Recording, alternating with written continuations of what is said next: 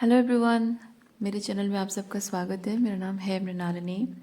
चलिए देखते हैं यूनिवर्स इस रीडिंग के माध्यम से आपको क्या मैसेज देना चाहते हैं।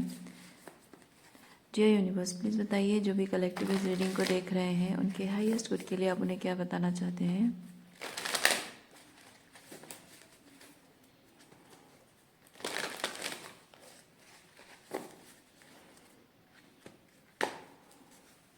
Thank you. Passion and pleasure,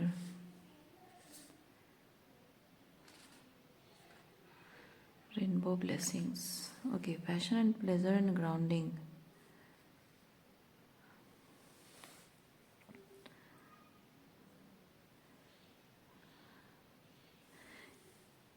ये थोड़ी सी सुपरफिशियल लाइफ है और लाइफ को और डेप्थ के साथ महसूस करने के लिए ये चीज़ करना पड़ता है। तो कोई है जो कि अपने जीवन को बहुत सुपरफिशियल तरीके से जीता रहा है। आप शायद अपने जीवन को बहुत डेप्थ के साथ जीना चाहते रहे हो, लेकिन शायद आपको कभी ऐसे सही लोग नहीं मिले हैं जिनके साथ आप इमोशनल डेप्थ से जुड़ सको। शायद ऐसा आपको ज़िंदगी भर कोई नहीं मिला है। इवन आपके परिवार वाले भी, शायद आपके माता पिता, आपके भाई बहन भी ऐसे लोग हों जो कि सुपरफिशियल लाइफ जो है उसमें वो संतुष्ट रहते हो, उनको खुशी मिल जाती होगी, लेकिन आपको इमोशनल डेप्थ चाहिए। और शायद इसीलिए आप अपने परिवार में भी थोड़ा आउटसाइडर जैसे फील करते हो।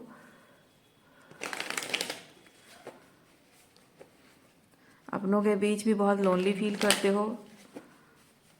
वो लोग आपको इन्वॉल्व करते हैं हर चीज़ में, लेकिन आपको नहीं अच्छा लगता। वो जो घर परिवार में शादी, जनेऊ, फंक्शन वगैरह होता है, पार्टी, गेट टुगेदर वगैरह होता है, या जो भी रीति रिवाज, ये सब आपको नहीं पसंद आता है।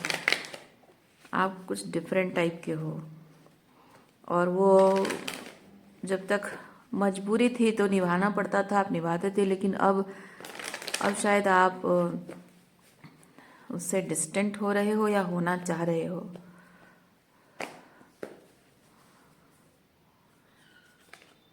हाँ देखिए, बर्डन, ये बर्डन कार्ड सबसे पहले आया है। हालांकि वो बीच में है, लेकिन पहले मेरे थंब में पुश होकर आया है। यस, पहले आप दिखावा करते थे कि मतलब मम्मी पापा की खुशी के लिए, घर वालों की खुशी के लिए आप दिखावा करते थे कि आप इसमें खुश हो, लेकिन अंदर ही अंदर आप खुश नहीं होते थे। अंदर ही अंदर आप फाइट करते थे। आप सोचते थे क्यों ये सब मुझे करना पड़ता है, क्यों इन्वॉल्व होना पड़ता है, ये रंग ढंग के कपड़े पहनो, जाके नाच गाना, खाना पीना, फंक्शन, ये वो, हंसी अननेसेसरी, जिसको जानते नहीं है उसे अननेसेसरी हंसी मजाक करके बात करना, और दुनिया भर में सबको जाके मिलना और पैर छूना, और जिसको जानते भी नहीं हो। लेकिन you are type of person जो कि ट्रूली वाइबिंग जिसके साथ एनर्जी होती है, आप सिर्फ उन्हीं लोगों से बात करना पसंद करते हो। लेकिन होता है ना घर परिवार में कि वो दूर की इसकी एटसेट्रा एटसेट्रा एटसेट्रा की बहन है, वो दूर की मौसी है, वो दूर की चाची है, और मतलब क्या क्या कुछ ना कुछ होता है रिलेशनशिप, और आपको ज़बरदस्ती वो फेक मुस्कुराहट के साथ उनसे बात करने, नमस्ते करना, बातें करना, और वो भी इधर उधर की बातें करते रहते हैं, आपको सुनना पड़ता है। You are not that kind of person. आपको पसंद नहीं है। कम हो लेकिन जो भी हो वैल्यूएबल हो, कम हो जो भी हो लेकिन वाइबिंग हो, दोस्त हो या रिश्तेदार हो। और अननेसेसरी फालतू जो बात सेंस नहीं करती है, जो बेकार की चीज़ों पे, इसके बच्चे स्कूल में पढ़ते, सॉरी, इसके बच्चे स्कूल में पढ़ते हैं, उसकी शादी उस घर में हो गई है, उसके तो दहेज में ये हुआ था, ये सब फालतू बातें आपको नहीं पसंद है। आज तुमने ये कपड़े क्यों पहने हैं, वो कपड़े क्यों नहीं पहने हैं। और जो मम्मियाँ होती है ना, बोलती हैं तुम अच्छा ये पहन के जा रही हो, वो पहनी नहीं, वो वाला पहनी नहीं, ये वाला नहीं पहनी। मतलब अननेसेसरी, कोई कोई ज़रूरत नहीं है, ये सब इतना इंपॉर्टेंस देने की उस चीज़ों की ज़रूरत नहीं है। आप कोई सिंपल से कपड़े पहन के निकल जाओ, आपको बोलने लग जाते हैं कि अरे ये ओकेजन है, ऐसे पहनना चाहिए, थोड़ा चटक मटक ना, ऐसे टाइप का कुछ है। आपको नहीं पसंद है ऐसे लोगों के साथ उठना बैठना। हाँ, इसीलिए आप थोड़ा टाइम अकेले रहना चाहते हो, आपको मी टाइम बहुत पसंद है, आपको अकेले बैठना और कुछ सोचना, या अकेले बैठकर किताबें पढ़ना, या अकेले बैठकर पोइट्री लिखना, ये सब आपको शायद इसी टाइप की चीज़ें, या फिर पोइट्री भी नहीं तो भी आप अकेले बैठकर अपनी जो भी क्रिएटिविटी है उसके साथ आप इंजॉय करना पसंद करते हो शायद, या लिखना पसंद करते हो। और maybe you are not allowed to take me time in the past, क्योंकि घर वाले नहीं अलाउ करते। ये मी टाइम क्या होता है, मी स्पेस क्या होता है, प्रिवेसी होता क्या है? तुम्हें कोई हक नहीं है प्रिवेसी लेने का, मी टाइम लेने का। मतलब उनको लगता है कि आप मी टाइम मांग रहे हो मतलब घर से भाग रहे हो, कहीं रिश्ता तोड़ रहे हो सबसे और भाग रहे हो कहीं, जैसे लगता है उनको। आपको मी टाइम लेने नहीं देते हैं। किसी बात का मेंटल एग्जॉशन है, इमोशनली एग्जॉस्टेड हो, या फिर आप फिजिकली शायद बहुत टायर्ड फील कर रहे हो। मतलब फिजिकली टायर्ड फील करो तो सो भी जाओ बोलते हैं, लेकिन वो जो एग्जॉशन एक होता है ना आपके पूरे सिस्टम को, लाइक हाँ, जैसे कि पोस्टमार्टम प्रेगनेंसी का जो होता है, एक एक ट्रॉमा टाइप का एक चीज़ होता है ना, तो वो हील होने में टाइम लगता है, वो साइकोलॉजिकली भी इफेक्ट करता है। मैं एग्जांपल दे रही हूँ। Okay,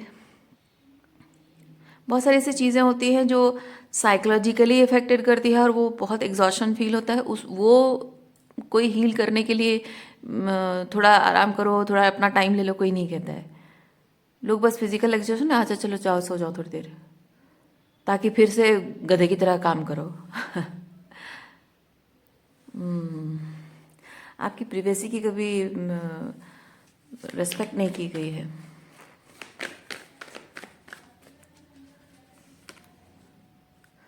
clinging to past, compromise.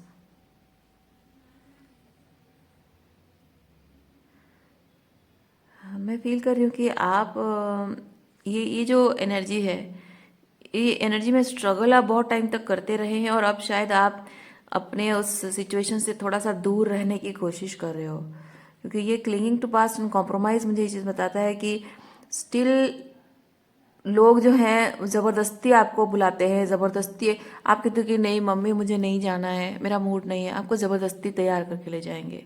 आप कहोगे कि नहीं मुझे थोड़ा सा अकेले टाइम स्पेंड करना है, या मुझे थोड़ा सा रेस्ट करना है, मुझे कोई डिस्टर्ब ना करे, ज़बरदस्ती आके दरवाज़ा खटखटाने लग जाएंगे।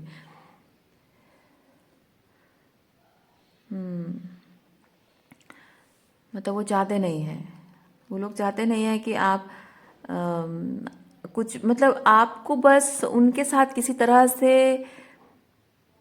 सब कुछ पीसफुली होते रहना चाहिए बेसिकली।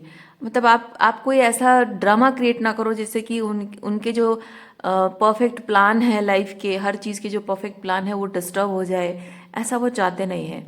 और आपका ये थोड़ा सा मी टाइम लेना, थोड़ा सा अलग रहना, थोड़ा सा बातचीत कम करना, उनके सोशल जो स्टेटस है, या फिर जो सोसाइटी में उनके लोग रिश्तेदार हैं, उनके भाई बहन रिश्तेदार, उनके पड़ोसी, उनके सामने उनको एम्बरसमेंट ना होना पड़े। तुम्हारी बेटी बात क्यों नहीं करती है, तुम्हारा बेटा इतना दूर दूर कटा कटा क्यों रहता है, तो उनको एम्बरसमेंट हो जाएगी, बेइज्जती हो जाएगी कि हमारे बच्चों को अच्छे संस्कार नहीं दिए, बल्कि लोग बेइज्जती मतलब लोगों के ताने सुनने को मिल रहे हैं।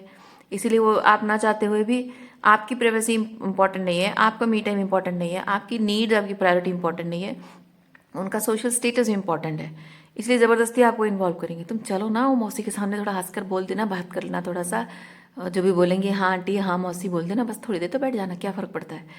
तो इस तरह से ज़बरदस्ती करते होंगे आपको, आप नहीं चाहते हो फिर भी ज़बरदस्ती करते होंगे, और उस बात का गुस्सा भी आपको आता हो, फ्रस्ट्रेशन भी आपको आता होगा। बट जबकि मम्मी पापा हैं तो बोला नहीं जा सकता कुछ भी, क्योंकि उनके जाने के बाद बहुत डांट पड़ती है, किसी किसी को मार पड़ जाती है।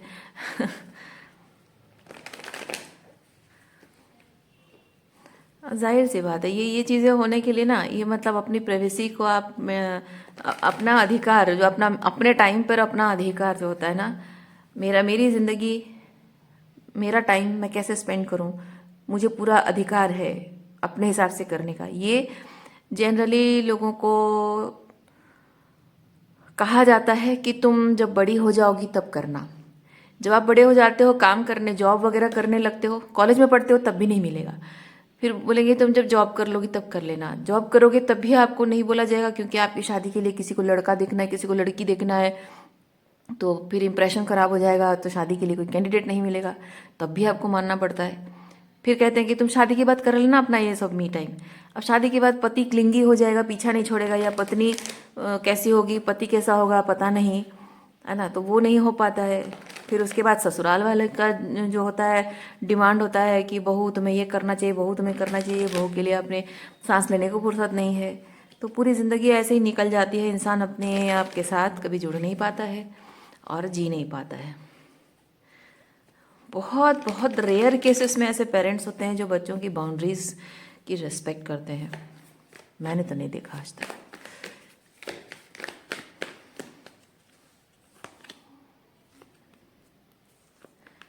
और ये जो चीज़ आपके अंदर, मतलब आप जो अपने आप के साथ कनेक्ट नहीं कर पा रहे हो, ये चीज़ लोगों को कुछ नहीं लगता है, ये कोई छोटी बात है लगता है, पर ये बहुत बड़ी बात है। क्योंकि जब आप अपने आप से कनेक्ट नहीं कर पाते हो, पहली चीज़ तो आपकी बाउंड्रीज की रिस्पेक्ट नहीं हो रही है, यानी कि आप खुद अपनी बाउंड्रीज को तोड़ने लग जाओगे। ये जैसे आदत हो जाती है ना इंसान की, तो इंसान खुद अपनी बाउंड्रीज तोड़ने लग जाता है। जहाँ उसको मन नहीं होता है वो ज़बरदस्ती वही चीज़ करना अपनी ड्यूटी रिस्पॉन्सिबिलिटी समझता है। दूसरा चीज़ ये होता है कि वो अपनी फीलिंग्स के साथ सही तरीके से बिल्कुल जुड़ नहीं पाता है। वो क्या फील कर रहा है, क्या चाहता है, क्योंकि बहुत ही डिस्टॉर्टेड वर्जन हो जाता है उसका, कि एक वो चाहता कुछ है और लोग उसको जो प्रेशर दे रहे हैं उसकी वजह से एक जो फ्रस्ट्रेशन है, तो उसकी खुशी और उसका फ्रस्ट्रेशन दोनों मिल जाता है और एकदम कचरा बन जाता है उस चीज़ का। ओके, मेंटल हेल्थ भी सही नहीं रहती है, तो इंसान अपनी क्रिएटिविटी भी खो देता है, अपने अस्तित्व को भी डाउट करने लग जाता है, मतलब एग्जिस्टेंशियल क्राइसिस, आइडेंटिटी क्राइसिस हो जाती है इंसान की। और एक चीज़ होता है कि किसी भी चीज़, जबकि वो अपने आप के साथ जुड़ नहीं पा रहा है, तो किसी दूसरे इंसान के साथ भी वो इमोशनली इंटीमेट नहीं बन पाता है, वो प्रॉब्लम्स होती है। तो ये सारी चीज़ें क्या होता है, रिलेशनशिप में इफेक्ट करता है, और आप और आपके बच्चों के बीच में रिश्ते को भी प्रभावित करता है, आपके और आपके पार्टनर के रिश्ते को, और आपके अपने बच्चों के साथ रिश्ते को प्रभावित करता है।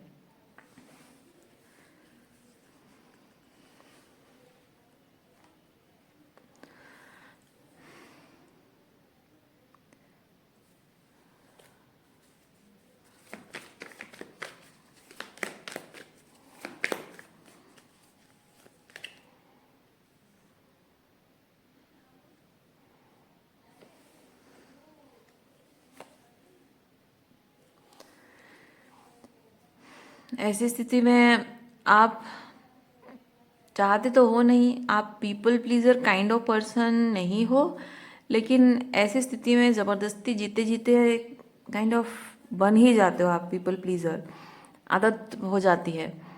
और जब आप पीपल प्लीजिंग टेंडेंसी आपके अंदर बढ़ जाती है, तो जाहिर सी बात है कि आप अपने लिए टॉक्सिक लोगों को, मैनिपुलेटिव लोगों को मैनिफेस्ट करते हो अपने आसपास, जो कि आपका फ़ायदा उठाना चाहते हैं, फाइनेंशियली हो, इमोशनली हो, आप कमिटमेंट वाइज हो, आपसे कोई काम मनवाना, ये सब चीज़ें। सो इसीलिए यूनिवर्स आपको कह रहा है कि अभी पता नहीं, शायद आपकी ज़िंदगी में कोई ऐसा टाइम चल रहा है जहाँ आप ये यूनिवर्स आपको रियलाइज़ करा रहा है। ये अंडरस्टैंडिंग कार्ड मुझे वही चीज़ बता रहा है कि आज जो कुछ भी स्थिति में आप हैं, ईश्वर आपको संकेत दे रहा है, यूनिवर्स आपको संकेत दे रहा है कि ये जो तुम हमेशा से खुद को इग्नोर करते रहे हो, इसी वजह से तुम्हारी ये हालत है।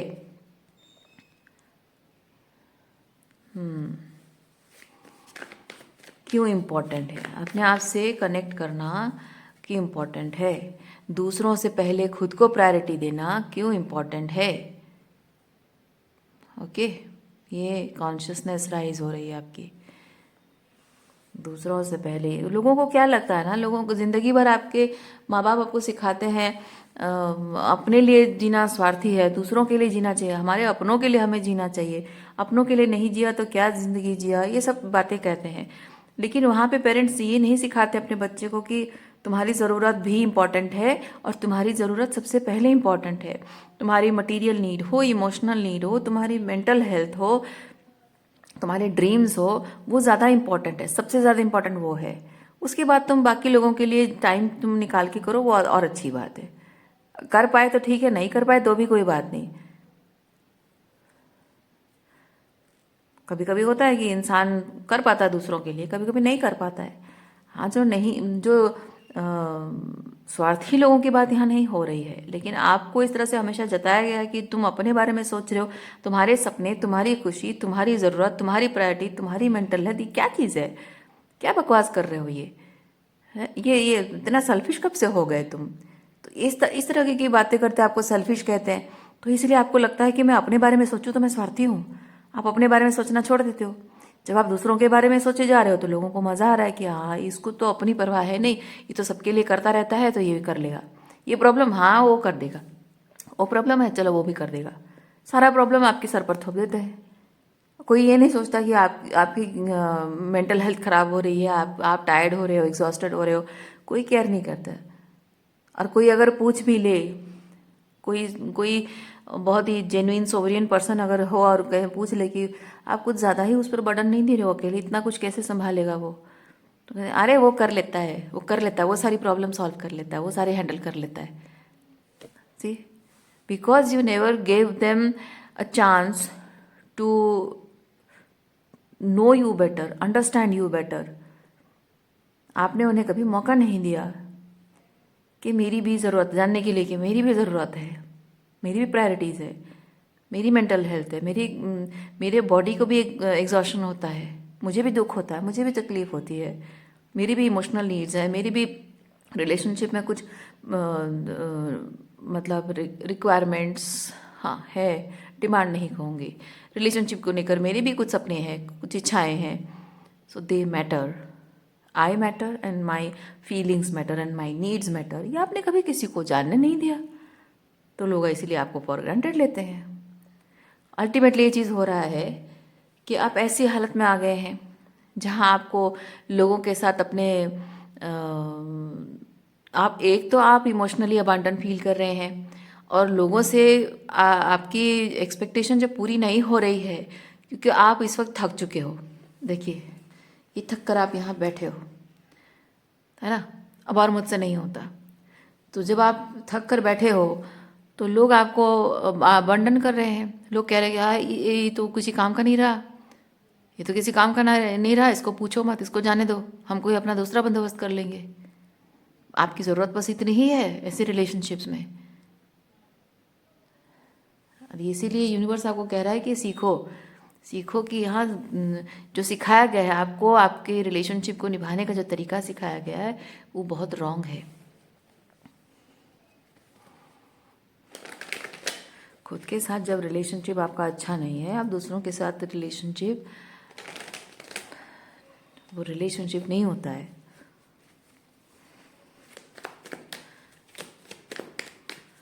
वो आपका एक कॉम्प्रोमाइज्ड वर्जन होता है।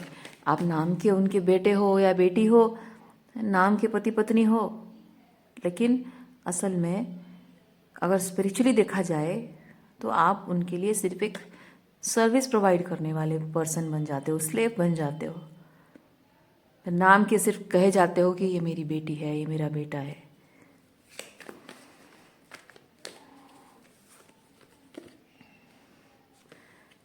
Embrace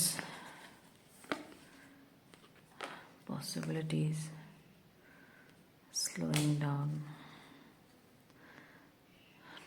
friendliness.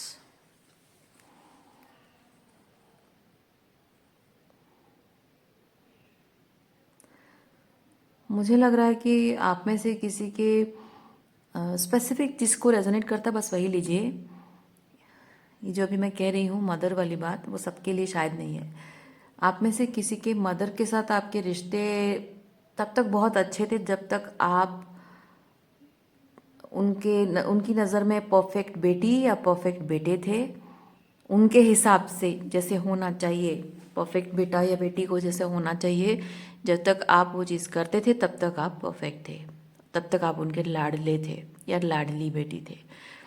लेकिन अब आप थक चुके हो, टायर्ड हो चुके हो, आपको रेस्ट की ज़रूरत है, दूसरा चीज़ ये हो रहा है कि slowly you are drifting apart from this mother figure, because maybe she is very manipulative, very controlling, boundaries की रिस्पेक्ट नहीं करती है। और धीरे धीरे जब आप उनसे डिस्टेंट हो रहे हो, आप देख रहे हो कि ये she is very energetically draining और आपकी बाउंड्रीज की रिस्पेक्ट नहीं करती है। तो जैसे जैसे आप उनसे थोड़ा सा धीरे धीरे ड्रिफ्ट हो रहे हो, she is seeing that you are of no use. Okay, and भले ही वो आपसे बातचीत करती हैं, लेकिन मन ही मन वो अपने लिए दूसरा ऑप्शन ढूंढ रही हैं कि उनके बुढ़ापे का सहारा कोई दूसरा किसी और को बना ले, जो कि हमेशा उनकी सारी ज़रूरतें पूरी करेगा, उनके सारे डिमांड्स फुलफिल करेगा। वो मन ही मन किसी और को अपने करीब आने दे रही हैं या खुद उसके करीब जा रही हैं किसी को। शी इज़ ऑब्जर्विंग पीपल कि कोई और किसको मैं अपना बुढ़ापे का सहारा बनाऊं।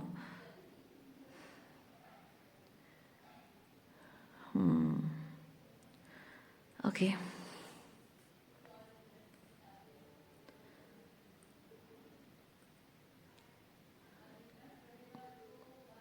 मैं ये भी फील कर रही हूँ कि आप में से कोई है जिनकी जिनके पास बहुत पैसा है, मतलब आपकी सैलरी शायद बहुत ज़्यादा है, शायद किसी मल्टीनेशनल कंपनी में काम करते हो और आपकी सैलरी बहुत ज़्यादा है, और इसलिए आपकी मदर जो है एक तो अगर आप बेटा हो तो दो चीज़ें, एक बेटा भी है और इतना पैसा कमाता है, और बेटी हो तो पैसे की बात है। ओके, सो इतना पैसा जो आप कमाते हो, उसकी वजह से वो आपको बहुत प्यार करती थी, सर आंखों पर बिठाती थी, मेरा बच्चा कह के आपकी सारी गलतियां इग्नोर की जाती थी, और आप जो भी कहते थे आपकी हर बात पे वो हामी भरती थी। बस आप इम्पोर्टेंट हो, आप किंग और क्वीन हो। लेकिन अब धीरे धीरे ये होता रहा है कि आपके पैसों को शायद वो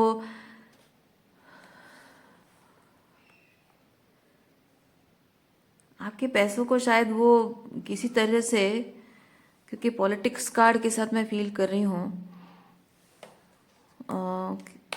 आपको शायद कहते होंगे कि मैं यहाँ पे, तुम मुझे ये पैसे दे दो, मैं यहाँ पे ऐसे इन्वेस्ट कर दूंगी, तुम्हारी मदद कर दूंगी, वो कर दूंगी, तुम कितना ही ये सब चीज़ें करोगे, मैं तुम्हारे फाइनेंसेस हैंडल कर दूंगी। ये मदर फिगर यहाँ पे एम्प्रेस है, मदर भी हो सकती है, एल्डर सिस्टर हो सकती है, कोई भी, मतलब फेमिनिन एनर्जी में पत्नी भी हो सकती है, कोई भी फेमिनिन एनर्जी महिला हो सकती है, या फिर फेमिनिन एनर्जी में कोई पुरुष भी हो सकता है। ओके, जो कि बेसिकली वही आपको कह रहे हो कि हाँ, तुम चिंता मत करो, तुम्हारे फाइनेंसेस का ख्याल मैं रख दूंगा या रख दूंगी, सब कुछ मैं संभाल लूंगी, तुम बस आराम से अपना काम करो, क्या तुम्हें ज़रूरत नहीं चिंता करने की। लेकिन अब जब आपको शायद ज़रूरत पड़ रही है, मैं फील कर रही हूँ आपको ज़रूरत पड़ रही है, शायद आपकी तबीयत ठीक नहीं है या कुछ और करना चाह रहे हैं आप अपने पैसों से, और इसीलिए आप जब उनसे पैसा मांग रहे हो, आपको भरोसा था with this night of pentacle, आपको भरोसा था कि आपके पैसे जब आपके उस मदर फिगर या मदर के हाथ में है तो कुछ गलत हो ही नहीं सकता, वो आपका बुरा कर ही नहीं सकती कभी। आपके सपने में भी नहीं सोचा, माँ के हाथ में है ना, तो क्या, ठीक है, जो करती करने दो, अच्छा ही होगा। लेकिन अब धीरे धीरे सारा पैसा वो गया, कहीं इधर उधर गायब हो गया है, और अब जब आप पैसे मांग रहे हो, शी इज़ मेकिंग एक्सक्यूजेस, शायद बात को टालने की कोशिश कर रही है, और असल में वो पैसे कहीं दूसरी जगह ऐसे दे दिया जहाँ से और वापस नहीं आ सकता।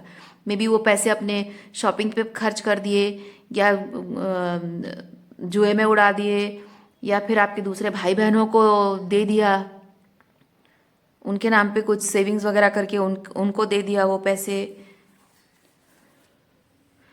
या फिर अपना कोई किटी पार्टी होगी वहाँ पे खर्च कर दिया होगा, या फिर कोई मंदिर अनुष्ठान होगा जहाँ पे वो जाते होंगे वहीं पे खर्च कर दिए। ऐसे फालतू जगह पर खर्च करके या फिर अनवर्दी लोगों को देकर उन्होंने आपके सारे पैसे उड़ा दिए। और ये जो कुछ भी किया है ना आपके पैसों के साथ, वो इम्प्रेशन जमाने के लिए, वो कितनी अच्छी हैं दिखाने के लिए, इम्प्रेशन जमाने के लिए उन्होंने किया है, सबकी नज़र में अच्छी बनने के लिए, सबकी तारीफ़ें बटोरने के लिए उन्होंने ये सब किया है।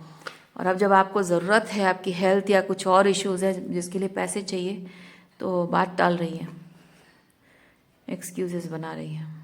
ओके, ये इतना ही है, मदर फिगर वाला मैसेज उतना ही है। आगे देखते हैं क्या है, तो एक जनरलाइज मैसेज है।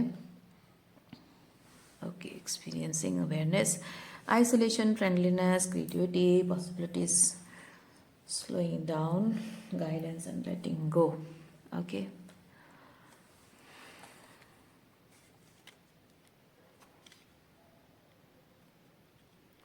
Benefits,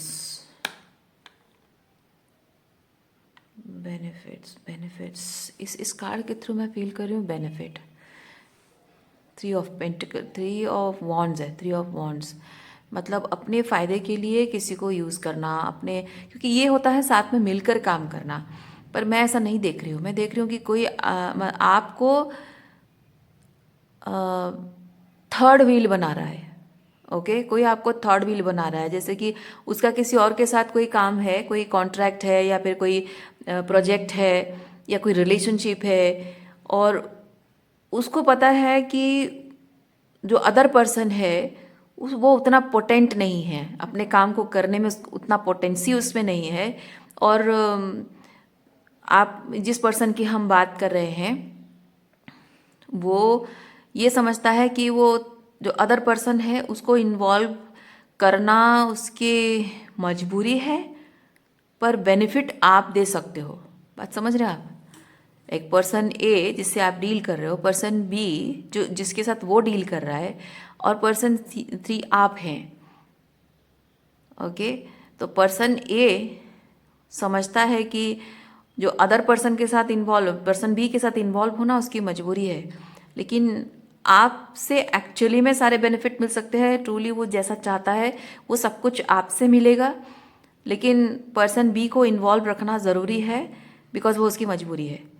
सो बेनिफिट्स आपसे लेगा, क्रेडिट खुद लेगा, और पार्टनरशिप उस अदर पर्सन के साथ करेगा।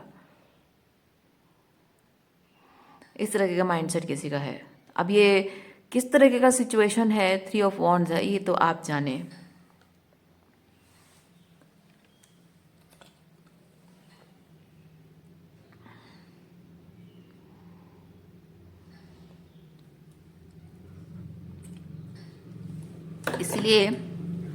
इसीलिए यूनिवर्स आपको ये चीज़ बता रहा है, इस पर्सन से जिस तरह का कभी आपका रिलेशनशिप है, you are guided to let it go. Give me a second, you are guided to let it go. Okay, करने दो उसको, जो करना है करने दो। अगर कोई आपका ये फैमिली सिचुएशन है, लेट गो का मतलब ये नहीं कि आप उससे रिश्ता तोड़ दो। लेट गो का मतलब है कि आप उससे कोई उम्मीद मत रखो और उसकी कोई उम्मीद को आप हवा मत दो। कहने का मतलब वही है, ठीक है? लेटिंग गो का मतलब वही है, उससे कोई उम्मीद मत रखो और आप उससे कोई उम्मीद दिखाओ मत, उम्मीद मत दो उससे कि हाँ I will be there. No,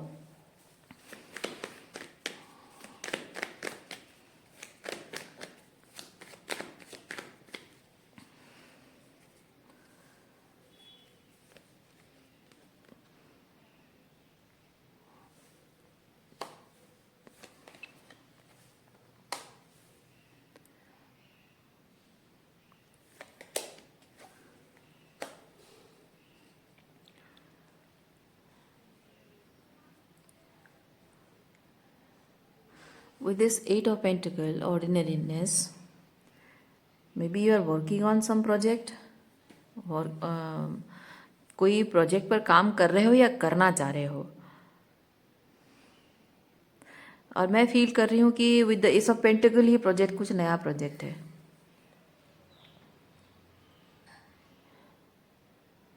हाँ, और इस नए प्रोजेक्ट में ऑब्स्टेकल्स यहाँ पे ये है कि एक्सटर्नल ऑब्स्टेकल कुछ नहीं है। ओके, एक्सटर्नल ऑब्स्टेकल कुछ नहीं है, जो है आपके दिमाग में है, जो है आपके दिमाग में है, क्योंकि यू आर कंपेयरिंग पास्ट। अगर जैसे कि आप कोई प्रोजेक्ट पे काम कर रहे हो और आप आपका पार्टनर पहले जो था और अभी एक है, और पहले पार्टनर का परफॉर्मेंस अच्छा नहीं था तो इसकी वजह से प्रोजेक्ट ख़राब हो गया। अब दूसरा पर्सन है तो वो बेहतर इंसान है, पर आप उसके और इसके बीच कंपैरिजन कर रहे हो तो शायद इसीलिए काम अच्छे से नहीं कर पा रहे हो। बट आपको आपका जो न्यू पार्टनर है अपने प्रोजेक्ट को लेकर, वो ट्रूली जैसा है उसको वैसे ही देखो और उसके साथ उसी तरीके से काम करो जैसा आपके और उसके वाइब मिलते हो और साथ में कर पाते हो।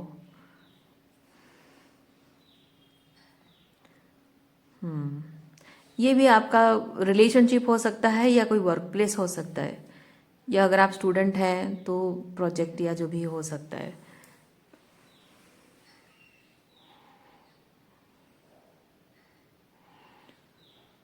मैं स्पेसिफिकली फील कर रही हूँ ये जो आप अपने लिए अपने आप को प्रायोरिटाइज करना, जो बात यहाँ पे मैंने स्टार्टिंग में बताई थी, अपने आप को प्रायोरिटाइज करना, खुद से डीपर लेवल पे कनेक्ट करना, ये आपको कभी आपको पता ही नहीं था। आप कैसे खुद से कैसे डीपर लेवल पे कनेक्ट करते हैं आपको पता ही नहीं था। अपने लिए आपको कभी टाइम नहीं मिला था। लेकिन मैं फील कर रही हूँ कि अब समय आ चुका है कि आपको थोड़ा सा सेल्फिश होना पड़ेगा। ये कंप्लीशन, ऑर्डिनरीनेस एंड कंपैरिजन मुझे वही चीज़ बता रहे हैं। आपको अगर अपने सपने पूरे करने हैं, अपनी खुशी के बारे में सोचना है, अपने ड्रीम्स फुलफिल करना है, जॉब हो, रिलेशनशिप हो, या आपकी हेल्थ के रिलेटेड हो, मेंटल हेल्थ रिलेटेड हो, जो भी है, अगर उस चीज़ को सही करना है, आपको बिगड़ गया है, ख़राब हो गया है बिकॉज ऑफ ये बर्डन मुझे वही चीज़ बता रहे हैं। गलत लोगों के साथ रहकर, गलत लोगों के इन्फ्लुएंस में रहकर बहुत कुछ आपने खोया है, और इसे अगर आप ठीक करना चाहते हैं तो आपको भी सेल्फिश होना पड़ेगा। होता है जब आपकी बाउंड्रीज रेस्पेक्ट नहीं की गई है, आपको पीपल प्लीज करने के लिए मजबूर कर दिया गया है, तो आप सेल्फिश लोगों के बीच में सिर्फ एक प्रे बन के रह जाते हो। और ऐसे में आपको अपने आप को बचाने के लिए और ये टॉक्सिसिटी का साइकिल क्लोज करने के लिए आपको कड़वी दवाई जैसे खाते हैं ना, बीमारी बहुत बड़ी होती है तो कड़वी दवाई खाते हैं, वैसे ही ये बीमारी बहुत बड़ी हो गई है और इसके लिए कड़वी दवाई ये है कि स्वार्थी लोगों के साथ आपका साइकिल क्लोज होने के लिए आपको खुद स्वार्थी बनना पड़ेगा।